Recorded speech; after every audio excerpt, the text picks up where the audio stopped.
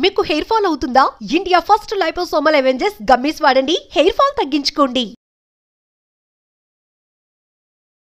నమస్తే, నేను Vijay.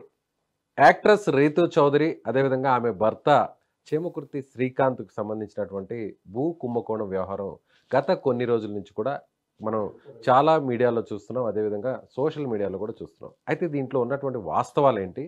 Sub registrar ఇప్పుడు ప్రస్తుతం జైల్లో ఉన్నటువంటి సింగ్ రాసినటువంటి లేఖలో దాదాపుగా 700 కోట్ల రూపాయల లావాదేవీలు జరిగాయి. చాలామంది గతంలో ఉన్న పాలకులు పెద్దలకు సంబంధించినటువంటి బినామీగా శ్రీకాంత్ ఉన్నాడంటూ ఒక లేఖను ఆయన విడుదల చేయడం జరిగింది. అసలు శ్రీకాంత్ పాత్ర ఏంటో నేరుగా మనం తెలుసుకునేటువంటి ప్రయత్నం చేద్దాం. ఒకసారి ఆయనకు ఫోన్ చేసేటువంటి ప్రయత్నం చేద్దాం.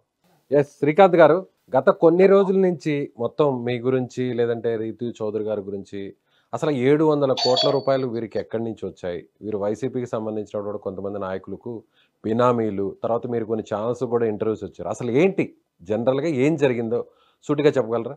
దీని వెనక ఏం జరిగింది? నేను ఎవరికి బినామీని కాదండి. ఆ రోజు చెప్పాను, ఈ రోజు చెప్తున్నాను.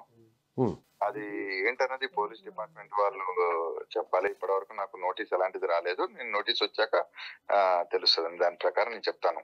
అంటే ఇప్పుడు ఆల్రెడీ సింగ్ గారికి మీకు ఇద్దరికి కూడా సాన్నిహిత్యం ఉంది, గతంలో కూడా ఇద్దరు కూడా కలిసి తిరిగారు. సో ఆల్రెడీ చాలా విషయాల్లో కూడా సెటిల్మెంట్లు కూడా జరిగాయి. సో చాలా ల్యాండ్స్ కూడా మీ పేరు మీద రిజిస్టర్ చేశారు. సో ఆయనే డైరెక్ట్ గా లేఖ రాశారంటే ఎంతో కొంత అక్కడ ఏది లేకుండానే ఇంత పెద్ద లేఖ రాశారంటారా? ఒక్క నిమిషం అండి. రిజిస్ట్రేషన్ అన్నది ఖచ్చితంగా నేను చేసుకున్నా అండి, ఆయన చేయటం కాదు. ఏ సబ్ రిజిస్టార్ అయినా రిజిస్ట్రేషన్ చేయాల్సిందే. ఆంధ్రాలో ఎనీవేర్ జరుగుతుందండి. ఎనీవేర్ అంటే ఆయన ఒక్కడే చేయడండి. పలానా ఏ ఏరియా అయితే ఆ ఏరియానే చేయాలి. అతను తెలుసు కాబట్టి అతని దగ్గర చేపించాను తప్ప అంతకు మించి ఏం లేదండి. సింగ్ నాకు సన్నిహితుడే, నాకు స్నేహితుడే. చాలా సందర్భాల్లో సింగ్ నేను బయటికి తీసుకొచ్చాను. చాలా సందర్భాల్లో సింగ్కి నేను సాయం చేశాను.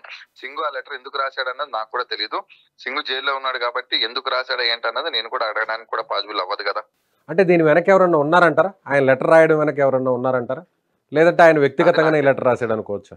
అది తెలియదండి. అది సింగ్ని అడిగితే తెలుస్తుందండి. నాకు ఎలాంటి అవగాహన లేదు. నా ఆస్తులు చూపించేసి నేను ఎవరికో బినామీ అని, నేను అన్యాయంగా గవర్నమెంట్ ఆస్తులు సంపాదించానని చెప్పి అది ఇది అని రాస్తున్నారు. నేను ఎలాంటి గవర్నమెంట్ సొమ్ము నేను సంపాదించలేదండి. నేను ఎలాంటి అన్యాయంగా సంపాదించలేదు. అవన్నీ కొన్ని ఆస్తులు మీరు ఏవైతే చూపిస్తున్నారో ఆస్తులు నేను అవి కాదు, కొన్ని ఆస్తులు మాత్రమే అండి. వాటన్నిటికీ నేను ఇన్కమ్ ట్యాక్స్ పే చేశాను. కొన్ని మా నాన్నగారి పేరు మీద ఉన్నాయి, కొన్ని మా మదర్ పేరు పూర్వం నుంచి నాకు వచ్చిన ఆస్తులండి. అంతకు మించి నా దగ్గర ఏ డేటా కూడా లేదండి. సో ఇప్పుడు మరి రీతూ చౌదరి పేరు ఎందుకు వచ్చింది బయటకు? రీతూ చౌదరి నా వైఫ్ అండి. నేను అప్పుడు మ్యారేజ్ చేసుకున్నప్పుడు, నేను బయటకు వెళ్తున్నప్పుడు అమ్మాయి పేరు మీద పవర్ పెట్టాను. దీనికి ఆ అమ్మాయికి ఎలాంటి సంబంధం లేదని చాలా ఛానల్స్ లో చెప్పాను. ఇప్పుడు మళ్ళీ కూడా చెప్తున్నాను, రీతూ చౌదరికి దీనికి ఎలాంటి సంబంధం లేదు. మరి ఇద్దరి మధ్య గ్యాప్ ఎందుకు వచ్చిందంటారు? అది ఫ్యామిలీస్ లో గ్యాప్ అనేది మేము మీడియా వాళ్ళు అడగవలసిన అవసరం లేదు కదండి. అది మా పర్సనల్ ఇష్యూ కాబట్టి అది మేము జనాలకు మీడియాకు తెలియాలని నేను అనుకోను కదండి. అంటే పెళ్లి చేసుకున్న తర్వాత మీరు ఇలా సెటిల్మెంట్స్ చేస్తున్నారు అనేటువంటి విషయం బయటపడిన తర్వాతే ఆమె మీకు దూరం అయ్యారనేది అని రీతు మీకు చెప్పిందా? మీడియాలో కూడా చెప్పారు, కొన్ని ఛానల్స్ ఇంటర్వ్యూలో కూడా ఆమె చెప్పడం జరిగింది.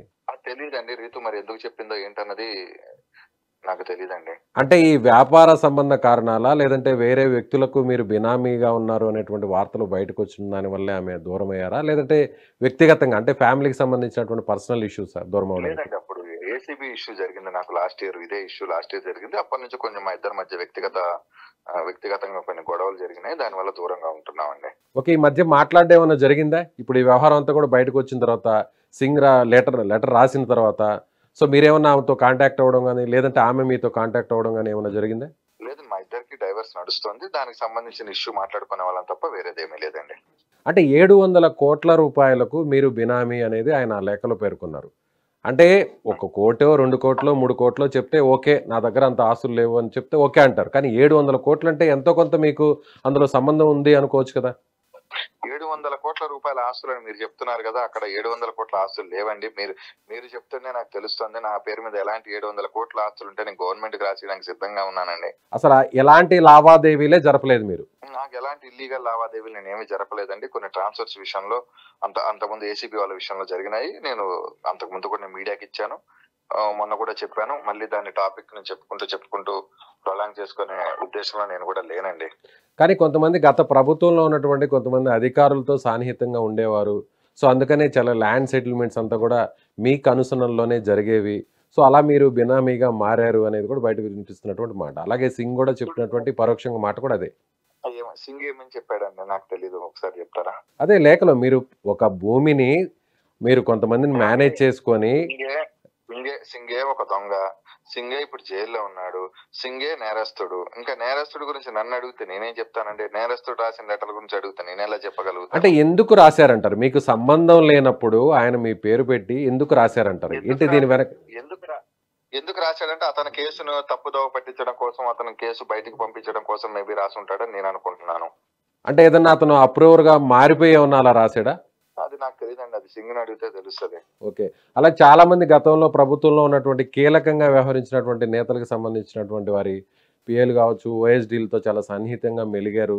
సో చాలా వ్యవహారాల్లో కూడా మీ ఇన్వాల్వ్మెంట్ ఉంది అనేది కూడా వినిపిస్తుంది. మీరు కూడా ఒప్పుకున్నారు, మీరు కూడా చెప్పారు ఏంటంటే వాళ్ళతో కలిసి తిరిగినటువంటి మాట వాస్తవం.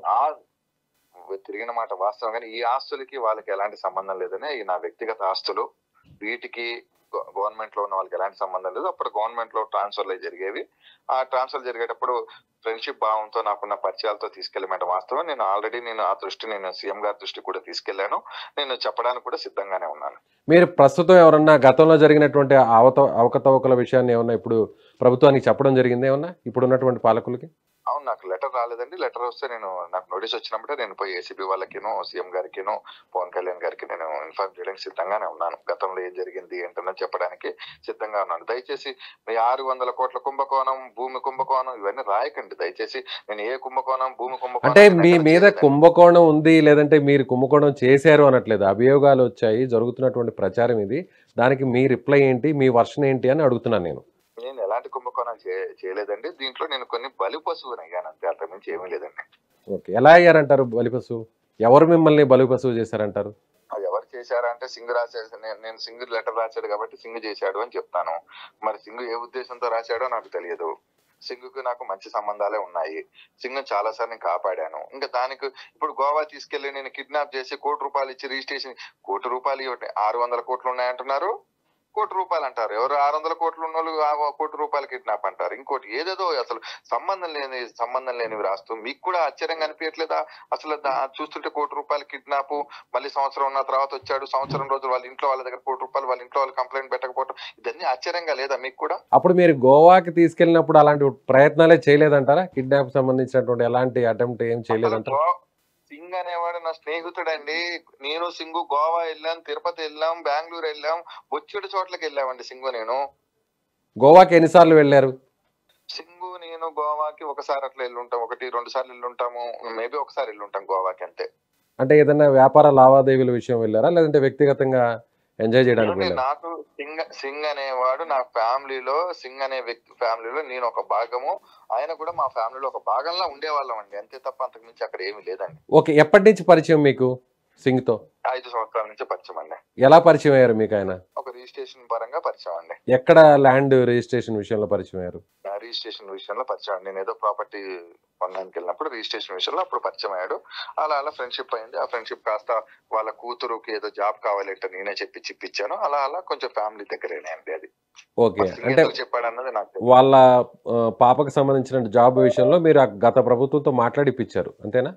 గత ప్రభుత్వ జాబ్ కాదండి, ప్రైవేట్ జాబ్. నాకు ఇదే అండి, మీరు ఒకటి చెప్తే మీరు ఇంకోటి రాసుకుంటారు. మీ దగ్గర వచ్చింది ఏంటంటే నేను ఒకటి చెప్తే మీరు ఇంకోటి. నేను అందుకే అండి క్లారిటీగానే అడుగుతున్నాను నేను అందుకే క్లారిటీ అడుగుతున్నాను. మీరు ఇంకోటి మాట్లాడుతున్నా అంటే మీరు ఫస్ట్ థింగ్ ఏంటంటే ఒక మనిషిని కార్నర్ ఫస్ట్ ఆ కేఆర్ఆర్ నేను ధనుంజయ రెడ్డి గారిని, దశరామ్ రెడ్డి గారిని వాళ్ళని పిలిచి ఎంక్వైరీ చేయండి. నన్ను ఇంటర్వ్యూ చేసినట్టు మీరే వాళ్ళ పేర్లు ఇప్పుడు చెప్పారు. నేనైతే అడగలేదు కదా, మీరు చెప్పారు కాబట్టి ఇప్పుడు నేనైతే పేర్లు కూడా ఎక్కడా ప్రస్తావించలేదు. మీరే చెప్పారు కేఎన్ఆర్ గాని, ధనుంజయ రెడ్డి గాని అని ఆ పేర్లు మీరే చెప్పారు. ప్రైవేట్ కి సంబంధించిన జాబ్ నాకు తెలిసిన కంపెనీ ఒకటి ఉంటే నేను చెప్పానండి, అట్లా ఇప్పించారు. అట్లా నాకు కొంచెం దగ్గర అయ్యారు. ఆయన కూడా దైవభక్తి గలవాడు.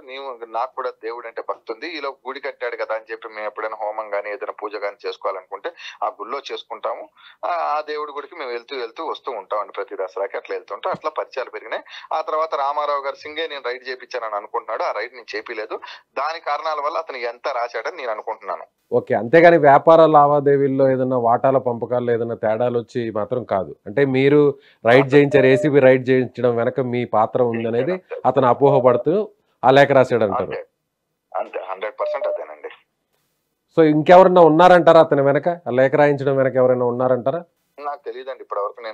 నాకు నోటీస్ రాలేదు. నేను నోటీస్ వచ్చినప్పుడే వెళ్ళి దానికి సంబంధించిన వివరాలు చెప్పడానికి రెడీగా ఉన్నాను. ఓకే. అలాగే చాలా మందికి సంబంధించినటువంటి సబ్ రిజిస్ట్రార్ల ట్రాన్స్ఫర్ల విషయంలో కూడా మీరు ఇన్వాల్వ్ అయ్యేవాళ్ళు, కొంతమంది పెద్దల దగ్గరికి తీసుకెళ్లే వాళ్ళు కూడా మీరే చెప్పారు. ప్రీవియస్గా ఒక ఛానల్ ఇంటర్వ్యూలో కూడా మాట్లాడడం జరిగింది. సో అప్పుడు ఎలా జరిగేదండి ఆ ట్రాన్స్ఫర్స్ విషయంలో, ఎలా జరిగింది? అంటే వీళ్ళ పాత్ర ఉండేదే? సార్ ఇప్పుడు నేను కొంచెం బయట ఉన్నాను, అవుట్ ఆఫ్ లో ఉన్నాను, కొంచెం బిజీగా ఉన్నాను. మీకు ఏదైనా ఉంటే తర్వాత కాల్ చేస్తాను. కొంచెం ఏదో మీకు కంటిన్యూ కాల్స్ వస్తాయని ఇమీడియట్ లిఫ్ట్ చేసి మీకు చెప్పాను. నేను కొంచెం బిజీగా ఉన్నాను. సో ఫైనల్ గా ఓకే ఫైనల్ గా ఏం చెప్పదలుచుకున్నారు? ఫైనల్ గా ఈ ఎపిసోడ్ లో ఎవరెవరు వెనుకున్నారు అనుకుంటున్నారు? సో ఫైనల్ గా గవర్నమెంట్ గానీ, లేదంటే వీక్షకులు, ప్రేక్షకులు అని చూసే వాళ్ళందరికీ కూడా మీరు చెబుతున్న భూమి కుంభకోణం నేను చేయలేదు. మీరు చూపిస్తున్న ఆస్తుల్లో కొన్ని నావే, నేను కష్టపడి సంపాదించుకున్నవి, మా పూర్వీకుల నుంచి వచ్చిన ఆస్తులు. నేను ఎలాంటి కుంభకోణాలు చేయలేదు. దీనికి రీతుకి ఎలాంటి సంబంధం లేదు. ఇదే ఫైనల్ అండి. ఓకే. ఎంత వరకు ఉండొచ్చు? అంటే 600-700 కోట్లు అని చెప్తున్నారని అంటున్నారు కదా, ఎంత వరకు ఉండొచ్చు? మీ ఆస్తుల వాల్యూ మొత్తం ఎంత వరకు ఉండొచ్చు సుమారుగా? మీరు వచ్చిందంటే పెద్దల నుంచి వచ్చింది, వారసత్వంగా వచ్చింది అంటున్నారు కాబట్టి, అలాగే వ్యాపారం చేసి కూడా కొంచెం సంపాదించారండి. నా ఆస్తులకు సంబంధించి డిపార్ట్మెంట్ వాళ్ళు అడుగుతారు, లేదా ఇన్కమ్ ట్యాక్స్ అడుగుతుంది, వాళ్ళు చెప్పుకుంటారు. నా ఆస్తులకు సంబంధించింది ప్రజలకి బహిర్గతం. మీ ఆస్తులు ఏంటో నేను మిమ్మల్ని అడగట్లేదు కదా. నా ఆస్తులు అంటే ఆరోపణలు వచ్చినప్పుడు ఎవరైనా ఖచ్చితంగా చెప్పాల్సినటువంటి పరిస్థితి ఉంది కదా. ఆరోపణలు అంటున్నారు. నా మీద ఇప్పటివరకు ఎలాంటి కేసు కాలేదండి, ఎలాంటి నాకు నోటీస్ రాలేదు. అవి వచ్చాక నేను రియాక్ట్ అవుతానండి. ఓకే. ఇప్పటి వరకు ఎవరైనా ఫైనల్ గా చెప్పండి, పోలీసులు కానీ, లేదంటే ఏసీపీ అధికారులు కానీ, లేదంటే ప్రజెంట్ ఎవరైనా ఉన్నటువంటి మెయిన్ పెద్దవాళ్ళు ఎవరైనా కూడా మీతో మాట్లాడడం జరిగిందా ఎంటైర్ ఈ వ్యవహారంలో? ఇప్పటి వరకు ఎవరు జోక్యం చేసుకోలేదు. ఒకవేళ ఎవరన్నా పిలిస్తే మొత్తం చెప్పదలుచుకున్నారా జరిగినటువంటి విషయాలన్నీ కూడా? చెప్పడానికి రెడీగానే ఉన్నాను. గత గవర్నమెంట్ లో మీకున్నటువంటి సంబంధాలు కావచ్చు, అప్పుడు ఏం చేసేవారు, అన్ని కూడా చెప్పడానికి సిద్ధంగా ఉన్నారు ఇప్పుడు మీరు? చెప్పడానికి సిద్ధంగానే ఉన్నాను. ఒక రకంగా అప్రూవర్ గా మారడానికి కూడా సిద్ధంగా ఉన్నారా? నేను తప్పు చేయలేదండి. అప్రూవర్ కాదండి. నాకు తెలిసింది చెప్తాను. దయచేసి అప్రూవర్ అని ఏకండి. ఇది శ్రీకాంత్ చెప్తున్నటువంటి వర్షన్. మరి శ్రీకాంత్ చెప్తున్నట్టుగా నిజంగా ఎవరైనా పోలీసులు కానీ, లేదంటే ఏసీపీ అధికారులు ఎవరైనా వచ్చి తనతో మాట్లాడితే అన్ని విషయాలను కూడా చెప్పడానికి తను సిద్ధంగా ఉన్నారంటూ ఆయన చెప్తున్నారు. Thank you so much.